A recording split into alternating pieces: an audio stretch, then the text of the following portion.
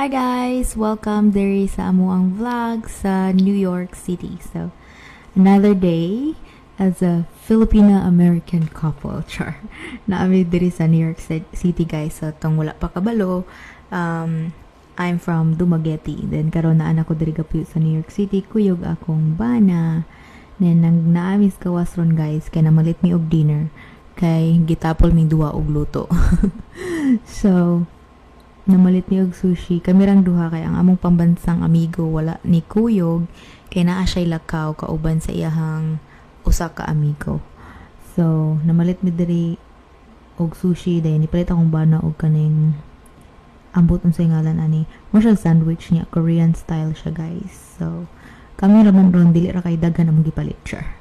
So, mo na siya ang katong sushi guys. Lami siya kanang bowl, poke bowl ang tawag ana nila. Then, kani siya nga owner, aning tag-iya